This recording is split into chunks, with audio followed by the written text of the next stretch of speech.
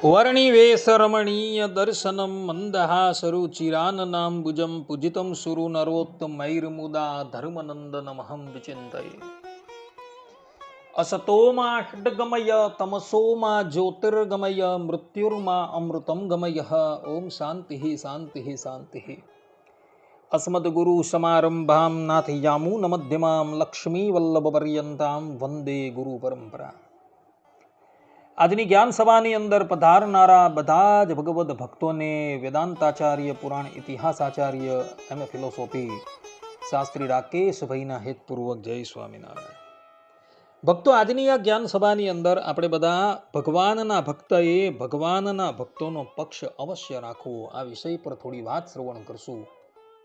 તો બધા જ શ્રોતાગણો ધ્યાનપૂર્વક આ પ્રવચન શ્રવણ કરે અને એને આત્મસાત કરી લે.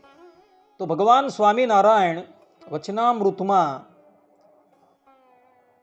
ગધડા મધ્યના 26મા વચનામૃતમાં ભગવાનના ભક્તના પક્ષનો મહિમા બતાવતા કહે છે કે ભગવાનથી જે વિમુખ હોય તેનો પક્ષ લેવો નહીં, જેમ ભરતજીએ પોતાની માતાનો પક્ષ ન લીધો હોય.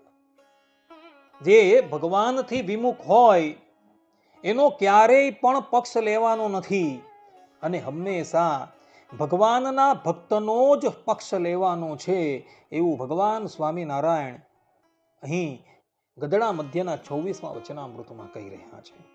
ગધડા મધ્યના 61મા વચનામૃતમાં પણ ભગવાન સ્વામિનારાયણ કહે છે કે જેમાં 3 વાના હોય તે પાકો સત્સંગી કહેવાય.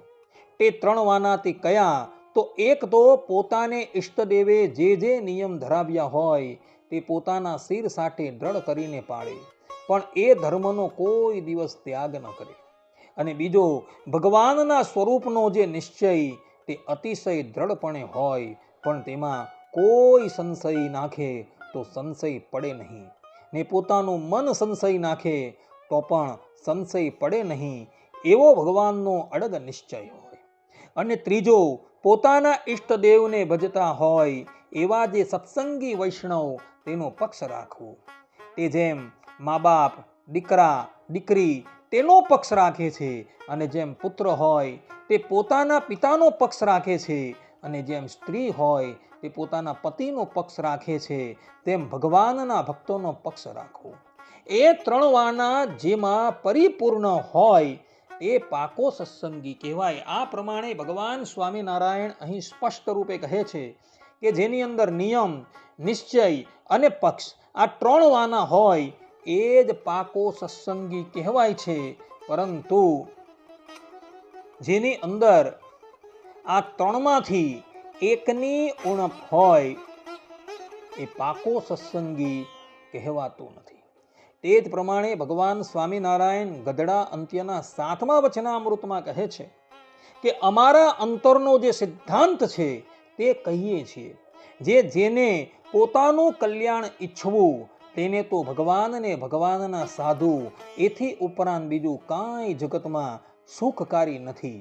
માટે જેમ પોતાના શરીરને વિશે જીવને આત્મબુદ્ધિ વર્તે છે, તેવી ભગવાનને ભગવાનના સંતને વિશે આત્મબુદ્ધિ રાખવી જોઈએ. અને ભગવાનના ભક્તોનો પક્ષ દ્રઢ કરીને રાખવો જોઈએ. અને તે પક્ષ રાખતા થકા આબરૂ વધો અથવા ઘટો, અથવા માન થાવો કે અપમાન થાવો, અથવા દેહ જીવો કે મરો, પણ કોઈ રીતે ભગવાનને ભગવાનના ભક્તોનો પક્ષ મૂકવો નહીં ને એમનો અભાવ આવવા દેવો નહીં.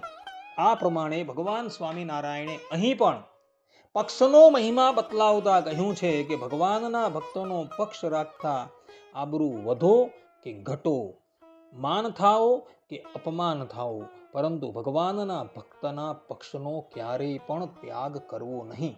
પૂર્વે થયેલા પ્રહલાદજી છે, અર્જુનજી છે, ધ્રુવ છે, ઇત્યાદિક ભક્તોએ ભગવાનના ભક્તોનો જ પક્ષ રાખેલો હતો, પરંતુ ક્યારેય વિમુખ જીવોનો પક્ષ રાખેલો ન હતો. આ સંબંધમાં આપણા સંપ્રદાયના એક પ્રબંધ હરિચરિત્ર ચિંતામણી ભાગ 2 વાર્તા 334માં એક પ્રસંગ આવે છે. એ પ્રસંગ અવલોકન કરવા યોગ્ય છે, જેથી કરીને આપણે આ વાતની દ્રઢતા થશે. હરિચરિત્ર ચિંતામણી ભાગ 1 વાર્તા નંબર 334 રાઘવજી શેઠનો પ્રસંગ આવે છે. ધારી ગામમાં એક રાઘવજી નામના ભગવાન સ્વામિનારાયણના આશ્રિત રહેતા હતા. એક સમયે એઓએ તથા બીજા એક ભાઈએ બંને જણાએ ભેગા મળીને ગામની માંડવીનો પટ્ટો રાખ્યો. 1 વર્ષ પૂરું થયું અને હિસાબ કર્યો ત્યારે 1000 રૂપિયાની ખોટ આવી. હવે આ તો સરકારી કોટો હતો, એટલે સરકારના માણસોએ કહ્યું કે તમને જે ખોટ ગઈ છે એ ખોટ તમે તત્કાલ ભરપાઈ કરી દો. આ બંને જણા પાસે તો પૈસા હતા નહીં, એટલે પેલા સરકારી માણસોએ એમને ન્યાયાલયમાં બોલાવ્યા અને ન્યાયાધીશે કહ્યું કે અત્યારે ને અત્યારે તમે 1000 રૂપિયા ભરી દો તો જ તમને અહીંથી છોડવામાં આવશે, અન્યથા તમને બંદીખાનામાં નાખવામાં આવશે. હવે આ વાતની જાણ ગામની અંદર રહેતા એક મહાજનને થઈ. હવે આ મહાજન હતો ને એ સ્વામિનારાયણનો 1 નંબરનો દ્વેષી હતો. એ ન્યાયાલયમાં આવ્યા અને રાઘવજી શેઠની સાથે જે માણસ હતા એના વતી એણે 500 રૂપિયા ભરી દીધા અને પછી રાઘવજી શેઠની પાસે આવીને કહે છે કે તું સ્વામિનારાયણની કંઠી તોડી નાખ તો હું તારા પૈસા ભરી દઉં.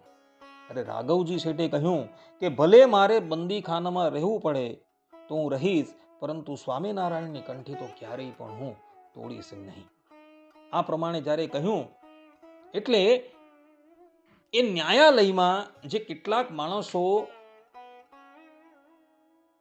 આ બાબતને નિહાળતા હતા તેમાંથી એક કણબી ભગત હતા.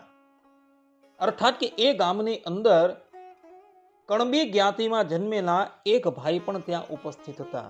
તેઓએ આ વાત સાંભળી એટલે એવો ઘરે ગયા અને ઘરે જઈ પોતાના મોટા ભાઈ પ્રત્યે બોલ્યા કે મોટા ભાઈ, આપણો વ્યવહાર બહુ સારો છે અને સંતાનમાં એક તમે છો અને એક હું છું. જો આપણો કોઈ ત્રીજો ભાઈ હતે તો આપણે એને પરણાવવાનો ખર્ચ કરવો પડતે. આપણો એક સત્સંગી અત્યારે કષ્ટની અંદર છે અને એને 500 રૂપિયાની જરૂર છે, તો તમે 500 રૂપિયા મને ન આપો?